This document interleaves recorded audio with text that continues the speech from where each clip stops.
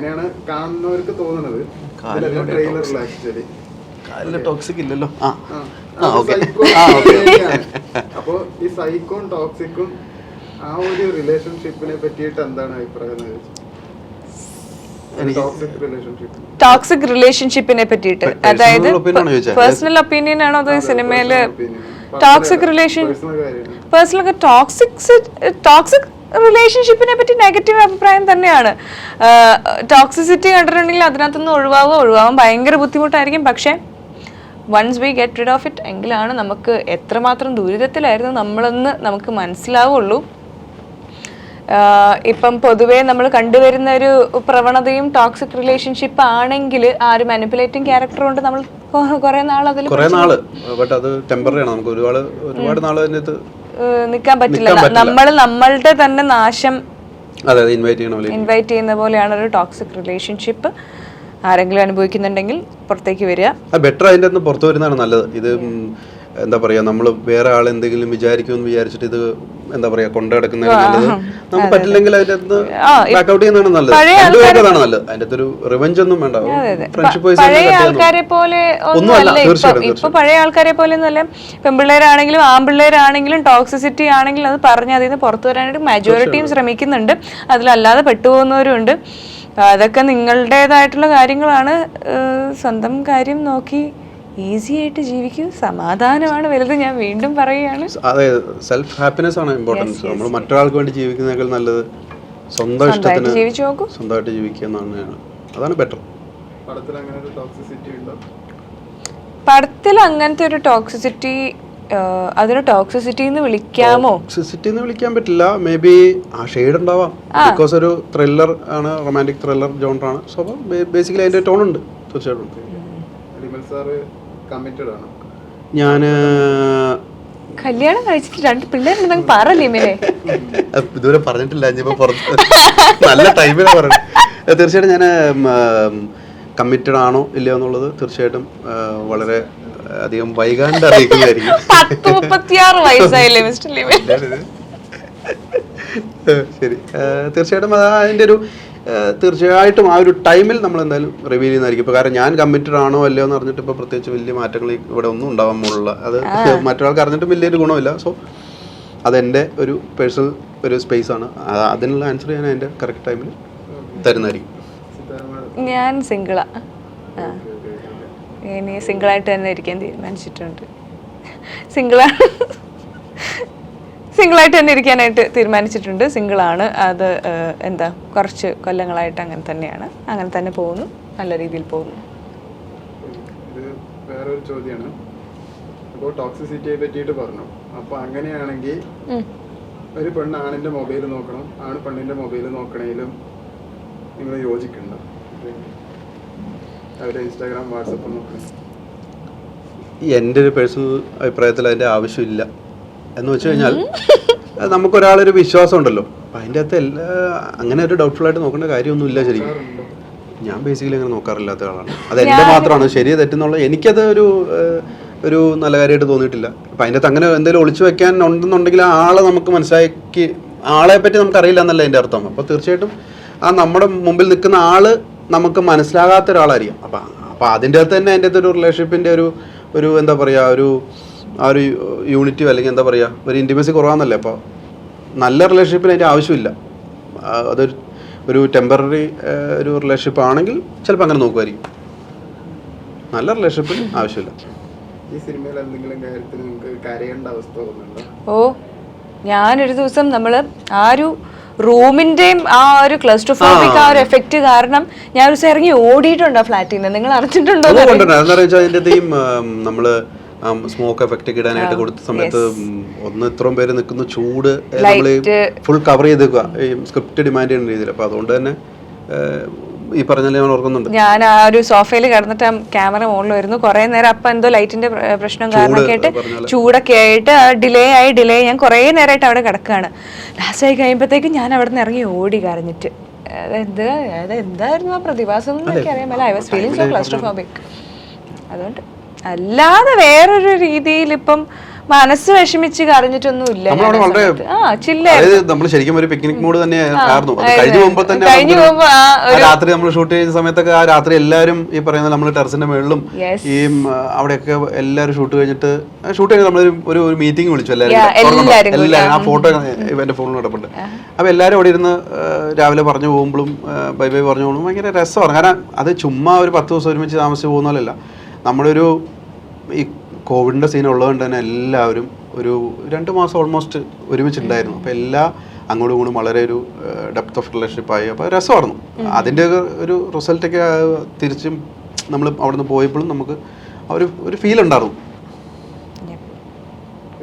ജീവിതത്തിൽ മറക്കാൻ പറ്റാത്ത ഒരു അനുഭവം, ജീവിതത്തിൽ മറക്കാൻ പറ്റാത്ത അനുഭവം എന്നെ സംബന്ധിച്ച് അതൊരു ബാഡ് എക്സ്പീരിയൻസ് ആണ്. എൻ്റെ ഫാദർ ഒരു 1 year ബാക്ക് ഒരു ആക്സിഡൻറ്റിൽ മരിച്ചുപോയി. അപ്പോൾ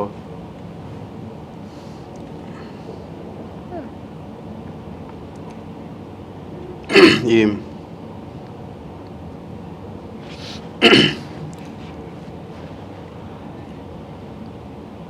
സോറി ഞാൻ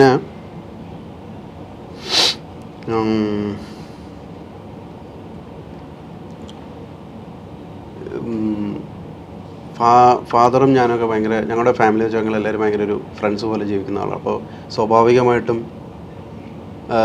സിനിമ പോലെ ഒരു ഇൻസെക്യൂർഡ് ആയിട്ടുള്ള ഒരു ജോബ് ചെയ്യുമ്പോൾ വീട്ടിൽ നിന്നുള്ള ഒരു എതിർപ്പ് എല്ലാ വീടുകളിലും ഉണ്ടാവും.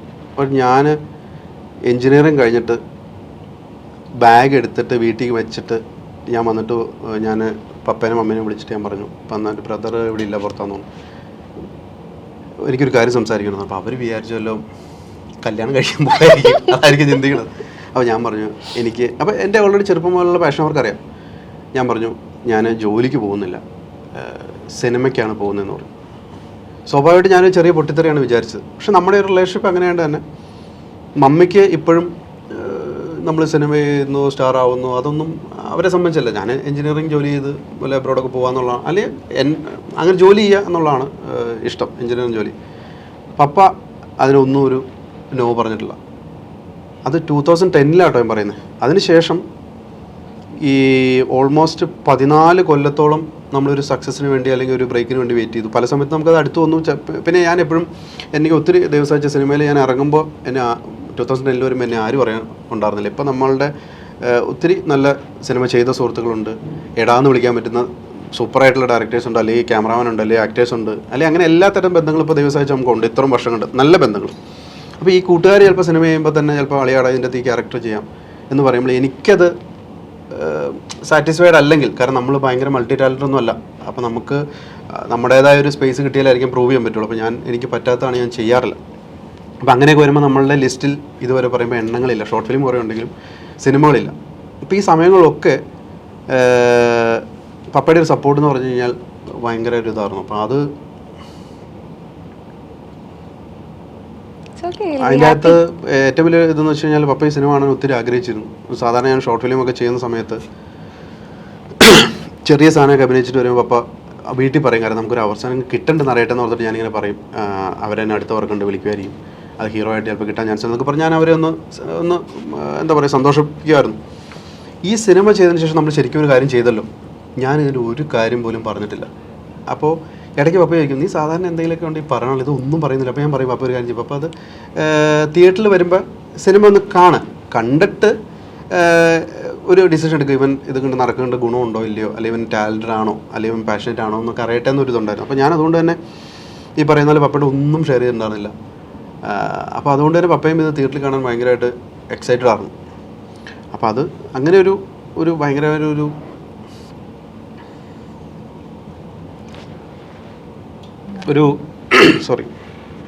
ഒരു പെയിൻഫുൾ ഒരു ഇതാണ് നമുക്കുണ്ട് തീർച്ചയായിട്ടും. കാരണം അദ്ദേഹം അത് കാണാൻ ആഗ്രഹിച്ചിരുന്നു. ഞാൻ ചെയ്യുന്ന എല്ലാ സിനിമയും കാണുന്നതല്ല, എൻ്റെ ഫസ്റ്റ് സിനിമ അല്ലെങ്കിൽ ഞാനത് ബിഗ് സ്ക്രീനിൽ കാണാനുള്ളൊരു ഭാഗ്യം ഉണ്ടായിട്ടില്ല എന്നുള്ളൊരു ദുഃഖം നമുക്ക് വളരെയധികം, അത് ലൈഫ് ലോങ് ഇനിയിപ്പോൾ അത് മാറത്തില്ല. ബട്ട് ഈ പറഞ്ഞാൽ അത് ഞാൻ ഒരുപാട് ആഗ്രഹിച്ചിരുന്നു. So I miss him a lot. അത് വാക്കുകൾ കൊണ്ട് പറയാൻ പറ്റത്തില്ല അത്രയും. കാരണം ഞങ്ങളങ്ങനെ ഫ്രണ്ട്സ് പോലെ ആയിരുന്നു. അത്രയും ഒരുമിച്ച് ട്രാവൽ ചെയ്യുക, തമാശകൾ പറയുക, ഫ്രണ്ട്സ് പോലെ തർക്കിക്കുക, ഞാൻ എപ്പോൾ പുറത്ത് പോയാലോ തിരിച്ചു വരുന്നതിനൊന്നും റെസ്ട്രിക്ഷൻസ് ഇല്ല. പോയാൽ ഒന്ന് വിളിക്കണമെന്നുള്ളൂ. അങ്ങനെ പപ്പയും അങ്ങനെ വളരെ അടിച്ചു പൊളിച്ചു കിടന്ന ആളാണ്. അപ്പോൾ നമ്മളെ സംബന്ധിച്ച് അത്രയും ഒരു ഇമ്പോർട്ടൻറ്റ് പേഴ്സൺ വളരെയധികം മിസ് ചെയ്യുന്നു. പപ്പയുടെ അനുഗ്രഹവും അല്ലെങ്കിൽ എന്താ പറയുക, തിയേറ്ററിൽ അദ്ദേഹത്തിന് കാണാൻ പറ്റിയില്ല, നമുക്ക് കാണിച്ചു കൊടുക്കാൻ പറ്റിയില്ല. കാരണം ആക്സിഡൻറ്റിലായിരുന്നു, കൂടെയുള്ള ഡ്രൈവർ ഉറങ്ങിപ്പോയതാണ്. അപ്പോൾ അതുകൊണ്ട് സ്പോട്ടിൽ ആൾ പോയി. അപ്പോൾ അദ്ദേഹത്തിന് ഇത് കാണാൻ പറ്റില്ല എന്നുള്ളത് വളരെയധികം ദുഃഖമുള്ളൊരു കാര്യമാണ്. അതാണ് ഏറ്റവും വലിയൊരു ബാഡ് മെമ്മറി അല്ലെങ്കിൽ ഒരു വേദന. അതാണ് എൻ്റെ കറക്റ്റ് പേര്.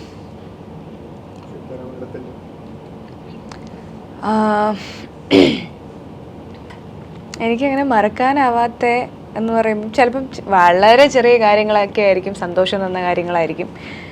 അങ്ങനെയുള്ള നല്ല മെമ്മറീസ് ഒന്നും ഞാൻ മറക്കലില്ല. അപ്പം അങ്ങനെ മനസ്സിൽ കിടക്കുന്നതെന്ന് പറയുമ്പോൾ പ്രത്യേകിച്ച് എടുത്തു പറയാനായിട്ട് അങ്ങനെ ഒരു സംഭവം ഉണ്ടോ എന്ന് ചോദിച്ചാൽ of course I will say hosting ISL. കാരണം എൻ്റെ ആ ഒരു കോൺഫിഡൻസ് ബൂസ്റ്റർ ആയിരുന്നു ആ ഒരു 17 മിനിറ്റ് ഉണ്ടായിരുന്ന ആ ഒരു ലൈവ് ഷോ. ഫസ്റ്റ് ഷോ തന്നെ ഭയങ്കര മോശമായിട്ട് എനിക്ക് അവിടെ നിന്ന് ഒരുപാട് പേര് ചീത്ത പറയുന്ന ഒരു അനുഭവം ഉണ്ടായിട്ടുണ്ട്. അത് ഞാൻ എല്ലാവരുടെ പറയുന്ന ഒരു കാര്യമാണത്. കാരണം എനിക്ക് ഷോന്റെ പേര് വരെ തെറ്റിച്ചിട്ട്, അതുപോലെ തന്നെ അന്ന് കേരള ബ്ലാസ്റ്റേഴ്സിന്റെ ക്യാപ്റ്റൻ എന്ന് പറയുന്ന ഓഗ്ബച്ചെ, ബാർത്തലോമിയോ ഓഗ്ബച്ചെ, എനിക്ക് ആ പേര് പറയാൻ അറിയാൻ മേല. അന്ന് അതുപോലും പറയാൻ അറിയാൻ മേലാതെ ഞാൻ ഇരുന്നത് എനിക്ക് ഓർമ്മയുണ്ട്. അപ്പം എല്ലാരും എന്നെ കളിയാക്കിയതും ചീത്ത പറഞ്ഞതും ഒക്കെ ഭയങ്കര കോൺഫിഡൻസ് ബൂസ്റ്റർ ആയിരുന്നു. അതൊരിക്കലും ഒരു ബാഡ് മെമ്മറി അല്ല. അതിൽ നിന്നാണ് ഞാൻ തുടങ്ങിയിട്ടുള്ളത്. എനിക്ക് തോന്നുന്നു ആ ഒരു ടൈമിൽ എന്നെ ഏറ്റവും കൂടുതൽ മോട്ടിവേറ്റ് ചെയ്ത് 3 സീസൺ ISL ചെയ്യാൻ കാരണവും 2 സീസണായി IPL ഇപ്പം ഹോസ്റ്റ് ചെയ്യാനായിട്ട് തുടങ്ങിയിട്ട് അതിനൊക്കെ റീസൺ ഈസ് ശ്രീജിത്ത്. മുംബൈയില് ശ്രീജിത്തായിരുന്നു നമ്മളുടെ പ്രോഗ്രാം പ്രൊഡ്യൂസർ. അദ്ദേഹം സ്റ്റാർ സ്പോർട്സിലായിരുന്നു, ഇപ്പോൾ സ്പോർട്സ് 18-ൽ. പുള്ളി തന്നെയാണ് എന്നെ IPL ചെയ്യാനായിട്ട് വിളിച്ചത്. എന്നെ ഫിഫ വേൾഡ് കപ്പ് ചെയ്യാനായിട്ട് പുള്ളി എന്നെ വിളിക്കുക. ഞാൻ ചോദിച്ചു, നിങ്ങൾക്ക് ഇതുവരെ മതിയായില്ല അല്ലേ? അറിയാലോ, എന്റെ തുടക്കം ഓർമ്മ ഉണ്ടല്ലോ, അതുകൊണ്ടല്ലേ പറയണത് you come, you can do it, I am sure. അപ്പൊ പുള്ളി തന്ന ആ ഒരു കോൺഫിഡൻസും കൊണ്ടാണ് ഞാൻ എൻ്റെ ലൈഫിൽ കോൺഫിഡൻസ് ബൂസ്റ്റർ ഷോട്ട് എന്ന് പറയുന്നത് ISLന്റെ ആദ്യത്തെ ആ ഒരു ചീത്ത വിളിയായിരുന്നു. അത് ഒരിക്കലും മറക്കില്ല. ആക്ച്വലി സാറിന്റെ ഔട്ട്ഫിറ്റിനെ പറ്റിയിട്ടാണ് എൻ്റെ ഒരു പേഴ്സണൽ ഒപ്പീനിയൻ പറയട്ടെ. ശരിക്കും ഇത് നിങ്ങൾ ബൈറ്റായിട്ട് ഇടുമെന്ന് എനിക്കറിയില്ല. ശരിക്കും ഈ ഒരു ക്വസ്റ്റ്യൻ, ഇത് എൻ്റെ പേഴ്സണലി ഒരു അഭിപ്രായം കേട്ടോ, ഇത് ശരിക്കും പറഞ്ഞൊരു ഭയങ്കരമായിട്ട് മിസ്ലീഡ് ചെയ്യപ്പെടുന്ന ഒരു ക്വസ്റ്റ്യനായിട്ട് എനിക്ക് പലപ്പോഴും തോന്നാറുണ്ട്. കാരണം ഒരാൾ ധരിക്കുന്ന വസ്ത്രമോ അതിൻ്റെ ഒരു വിലയൊന്നും നമ്മളുടെ അതൊന്നും ഒരു സൊസൈറ്റിയിൽ വലിയൊരു സംഭവമല്ല. ബിക്കോസ് എന്താ പറയുമോ, ഇത് കാണുന്ന ആളുകൾ, ഇപ്പം നമ്മൾ ഈ കാണുന്ന ഒരു ചെറുപ്പക്കാരായ പിള്ളേരൊക്കെ കാണുമ്പോൾ ഇവരൊക്കെ ചിന്തിക്കുന്നത് ഭയങ്കര വിലയുള്ള ബ്രാൻഡുള്ള ഡ്രസ്സൊക്കെ ധരിക്കുന്നതാണ് ലൈഫിലെ ഏറ്റവും വലിയ സംഭവം എന്നൊക്കെ ചിന്തിക്കുന്ന പോലത്തെ ഒരു മിസ്ലീഡ് ചെയ്യുന്ന കാര്യമാണ്. അപ്പോൾ ഇത് ഒരു ബ്രാൻഡ് വസ്ത്രം ധരിച്ചു എന്ന് വെച്ചാൽ ആളുടെ ബേസിക് നേച്ചറിനോ അദ്ദേഹത്തിൻ്റെ ഇതിനൊന്നും ഒരു മാറ്റവും അല്ലെങ്കിൽ സൊസൈറ്റിയിൽ ഒരു മാറ്റവും കൊണ്ടുവരാൻ പറ്റുന്നില്ല. ഇതെൻ്റെ പേഴ്സണൽ അഭിപ്രായമാണ്. അപ്പോൾ സ്വാഭാവികമായിട്ടും ഈ ബ്രാൻഡ് വാല്യൂ ചോദിക്കുന്ന ഒരു ക്വസ്റ്റ്യൻ തന്നെ കട്ട് ചെയ്യണം എന്നുള്ളതാണ്. അതിൻ്റെ ആവശ്യമില്ല. കാരണം അത് ശരിക്കും മിസ്ലീഡ് ചെയ്യപ്പെടുകയാണ്. ഇപ്പം ഞാനിത് പറയുമ്പോൾ ഇപ്പം എൻ്റെയൊക്കെ കസിൻസൊക്കെ ചെറിയ പിള്ളേരൊക്കെ അവരൊക്കെ ഭയങ്കര ബ്രാൻഡ് കോൺഷ്യസ് ആണ്. വളരെ ചെറുപ്പത്തിൽ തന്നെ അവർ ഇന്ന ബ്രാൻഡിൻ്റെ ഡ്രസ്സ്, ഇന്ന ബ്രാൻഡിൻ്റെ ഷൂ, ഇന്ന ബ്രാൻഡിൻ്റെ കൂളിംഗ് ഗ്ലാസ് എന്നൊക്കെ പറഞ്ഞിട്ട് അവർ അതിലാണ് ഫോക്കസ് ചെയ്യുന്നത്. അതൊന്നും ഒന്നുമല്ല. ഏത് വസ്ത്രം ധരിച്ചാലും നമുക്ക് നമ്മുടെ കംഫർട്ടിനനുസരിച്ച് ഡ്രസ്സ് ധരിക്കുക എന്ന് മാത്രം ഞാൻ ഉദ്ദേശിക്കുന്നുള്ളൂ. എൻ്റെ ചിലപ്പോൾ ഞാൻ ധരിക്കുന്ന വസ്ത്രം ചിലപ്പോൾ 5,000 ആയിരിക്കാം, ചിലപ്പോൾ 1,000 ആയിരിക്കാം.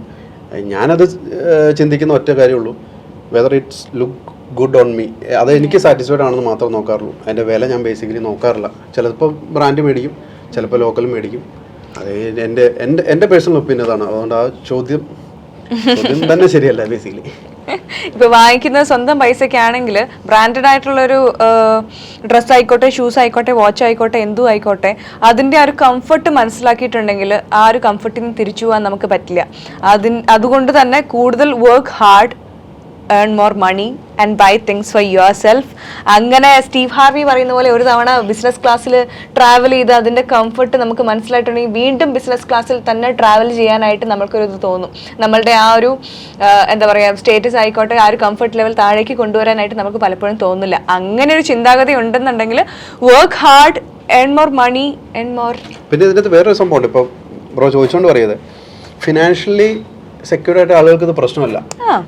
ഇത് ഫിനാൻഷ്യലി സെക്യൂർഡ് അല്ലാത്ത ഒരു വലിയ വിഭാഗം കൂടി ഉണ്ട്. അങ്ങനെയുള്ള പാരൻസ് ആണ് ഇതിൻ്റെ ഒരു അവർക്കത് ഭയങ്കര വിഷമാണ്. എന്ന് വെച്ച് കഴിഞ്ഞാൽ ഒരു മകനോ മകളോ വന്നിട്ട് 5000 രൂപ ഷൂസ് മേടിക്കണം അല്ലെങ്കിൽ 2500 ഷർട്ട് മേടിക്കണം എന്ന് പറയുമ്പോൾ ചിലപ്പോൾ അവൻ പെർ ഡേ ഏൺ ചെയ്യുന്ന 1000 രൂപ ഉണ്ടാവില്ല. അപ്പോൾ ആ സ്വന്തം മകൻ അല്ലെങ്കിൽ മകൾ മേടിച്ചു കൊടുക്കാൻ പറ്റാണ്ടിരിക്കുമ്പോൾ അവൻ്റെ ഉള്ളിലൊരു ഫീലിങ്സ് ക്രിയേറ്റ് ചെയ്യപ്പെടുന്നുണ്ട്. അതുകൊണ്ട് അവരുടെ റിലേഷൻഷിപ്പിൽ ഒരു അഫക്റ്റ് ചെയ്യാം. കാരണം അവൻ ചിലപ്പോൾ അവൻ്റെ കൂട്ടുകാരുടെ അടുത്തെന്ന് പറയും, എടാ എൻ്റെ അച്ഛൻ അല്ലെങ്കിൽ ഫാദർ ഞാൻ ഡ്രസ്സ് മേടിക്കാൻ ചോദിച്ചിട്ട് കാശ് തന്നില്ല. അദ്ദേഹത്തിൻ്റെ ഇല്ലാത്തതുകൊണ്ടായിരിക്കും ചിലപ്പോൾ. അപ്പോൾ നമ്മൾ ആ ഒരു പാരൻറ്റിൻ്റെ പേരും ചെറിയ കാര്യമല്ല. നമുക്കത് പ്രശ്നമില്ലെങ്കിൽ നമുക്ക് കുഴപ്പമില്ലായിരിക്കും. പക്ഷെ മറ്റൊരാളുടെ ഒരു വേദനയോ ബുദ്ധിമുട്ടോ കാണുന്ന ഒരു മനസ്സിലാണെങ്കിൽ തീർച്ചയായിട്ടും അതൊക്കെ ഈ ഒരുപാട് പേരെ വേദനിപ്പിക്കുന്നുണ്ട്. നമ്മളൊരു തമാശന് പറയുന്നതായിരിക്കാം. ഞാനിപ്പോൾ പറയുകയാണ് എൻ്റെ ഷൂസിൻ്റെ വില 10,000 ഷർട്ടിൻ്റെ 20,000 എന്നൊക്കെ പറഞ്ഞ് കൂട്ടി വരുമ്പോൾ ചിലപ്പോൾ 50,000 ഉണ്ടാവും. ഇതൊന്നും വലിയ സംഭവങ്ങളല്ല. അപ്പോൾ ആ മേടിച്ച് കൊടുക്കാൻ പറ്റാത്തൊരു പാരൻറ്റിൻ്റെ മൈൻഡ് ഭയങ്കര ബുദ്ധിമുട്ടാണ്. അവൻ ആകെ ഏൺ ചെയ്യുന്ന പൈസ എടുത്ത് ഇതൊന്നും കൊടുക്കാൻ പറ്റാണ്ട് വരുമ്പോൾ അവനത് ഭയങ്കര ബുദ്ധിമുട്ടുണ്ടാവും. അവൻ്റെ ഒരു പെയിനും ചെറുതല്ല. നമുക്ക് വേണമെങ്കിൽ തമാശയായിട്ട് പറയുമ്പോൾ ഒരു ചിരിച്ചു തള്ളാം. ബട്ട് ഈ പറയുന്ന പോലെ ആ ഒരു മേടിച്ചു കൊടുക്കാൻ പറ്റാത്ത പാരൻറ്റിൻ്റെ പെയിനും ബുദ്ധിമുട്ടാണ്. അത് കിട്ടാണ്ട് വരുമ്പോൾ ഉള്ളൊരു ചെറിയ മനസ്സിലുണ്ടാക്കുന്ന ഒരു വേദനയും ഇങ്ങനെയുള്ള ക്വസ്റ്റ്യൻ കൊണ്ട് മിസ്ലീഡ് ചെയ്യപ്പെടുന്നുണ്ട്. അപ്പോൾ ഇതൊന്നും ബ്രാൻഡ് കോൺഷ്യസോ ബ്രാൻഡോ വലിയതൊന്നുമല്ല. സിത്താര പറഞ്ഞ പോലെ തന്നെ ഹാർഡ് വർക്ക് ചെയ്യുക, ഏൺ ചെയ്യുക, നമ്മൾ ബെസ്റ്റായിട്ട് ജീവിക്കുക. സ്വന്തം പൈസക്ക് മേടിക്കുമ്പോൾ ഇവന് ഇത്രയും ചിലപ്പോൾ മേടിക്കില്ലായിരിക്കും. ശരിയാണ്. അത് വേറെ ആളുടെ പൈസ ആകുമ്പോൾ ഇവന് മുടക്കുമ്പോൾ അതിൻ്റെ അകത്ത് കുഴപ്പമില്ല. 5000 ഇത് മേടിക്കാം, 10,000 മേടിക്കാം. അവൻ ഏൺ ചെയ്യുന്നൊരു 5000 എടുക്കുമ്പോൾ ചിന്തിക്കും. അതിപ്പോൾ ചിന്തിക്കില്ല. ഒരു മേ ബി ആഫ്റ്റർ 24 അങ്ങനെയൊക്കെ ഒരു ഏജിലൊക്കെ ആയിരിക്കും അവൻ കുറച്ചുകൂടെ ലൈഫിൽ സീരിയസ് ആയിട്ട് വരുന്നത്. അപ്പോൾ അവൻ ചിന്തിക്കും, എന്തിനാ 5000 2,500 ഇട്ടാലും കുഴപ്പമൊന്നുമില്ലല്ലോ എന്നും ചിന്തിക്കും. അപ്പോൾ അതുകൊണ്ട് തന്നെ ഞാനങ്ങനെ ഇത്ര രൂപയുടെ മാത്രമേ ധരിക്കുകയുള്ളൂ എന്നുള്ള ഒരു ഇതുമില്ല. എനിക്ക് കംഫർട്ടായ എനിക്ക് ഇഷ്ടപ്പെടുന്ന ധരിക്കുക, അത്രേ ഉള്ളൂ. എന്തുകൊണ്ട്